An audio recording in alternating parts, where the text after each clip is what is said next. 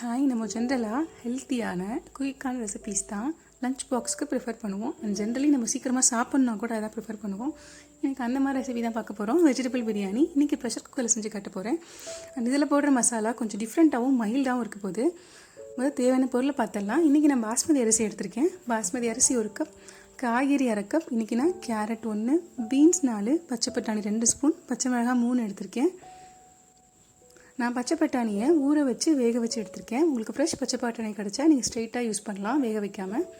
நெய் 2 ஸ்பூன், எண்ணெய் 2 ஸ்பூன், பட்டை 1/2 துண்டு, இலை 2, கிராம்பு 2, ஏலக்காய் 2, பெரிய வெங்காயம் 1, தக்காளி 1, பூண்டு 5, இஞ்சி 2 துண்டு, கொத்தமல்லி, புதினா.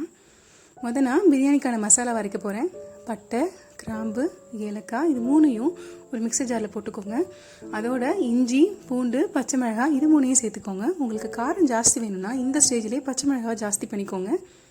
ஏன்னா இதுக்கு மேலே எந்த காரமும் நம்ம சேர்க்க போகிறதில்ல. செய்ய ஸ்டார்ட் பண்ணுறேன். 2 ஸ்பூன் நெய், 2 ஸ்பூன் எண்ணெய் எடுத்திருக்கேன். அதில் 2 இலையை ஆட் பண்ணுறேன். இப்போ வெட்டி வச்ச ஒரு பெரிய வெங்காயம் ஆட் பண்ணுறேன். இது நல்லா ப்ரௌன் கலர் ஆகிற வரைக்கும் வதக்கணும்.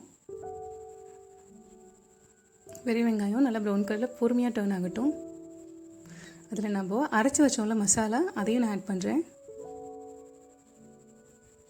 மசாலாவோட பச்சை வாசனை நல்லா போகணும், நல்லா வதங்கணும். ஆஸ் யூஷுவல் நம்ம எவ்வளோ பொறுமையாக வதக்குறோமோ அந்தளவுக்கு பிரியாணி டேஸ்ட்டாக இருக்க போகுது. இப்போ நான் புதினா ஆட் பண்ணுறேன். புதினாவோட பச்சை வாசனையும் போகணும், புதினாவும் நல்லா வதங்கணும். நெக்ஸ்ட் ஒரு தக்காளி ஆட் பண்ணுறேன். ஒரு தக்காளிலாம் சரியாக இருக்கும். நீங்கள் அதுக்கு மேலே ஆட் பண்ணிங்கன்னா தக்காளி சாதம் மாதிரி ஆகிடும். இப்போ நான் இதில் கொத்தமல்லி ஆட் பண்ணி நல்லா கிண்டிக்கிறேன். கொத்தமல்லி நல்லா வதங்கியாச்சு. இப்போ நான் எல்லா வெஜிடபிள்ஸும் ஆட் பண்ணுறேன். உங்களுக்கு வேணும்னா எல்லா வெஜிடபிள்ஸையும் ரீப்ளேஸ் பண்ணிவிட்டு இதில் நீங்கள் மஷ்ரூமையும் பட்டாணி மட்டும் போட்டு செஞ்சிங்கன்னா இன்னும் டேஸ்ட்டாக இருக்கும். காய்கறி நல்லா வதங்கட்டும். நல்லா ஓரளவுக்கு வதங்கிடுச்சு. இப்போ நம்ம தேவையான தண்ணி இப்போ ஊற்ற போகிறேன். நான் அன்றைக்கி பாஸ்மதி அரிசி எடுத்திருக்கேன். பாஸ்மதி அரிசிக்கு 1 டம்ளர் அரிசிக்கு 1 டம்ளர் தண்ணி தான் அளவு. ஸோ நான் 1 டம்ளர் தண்ணி ஊற்றுறேன்.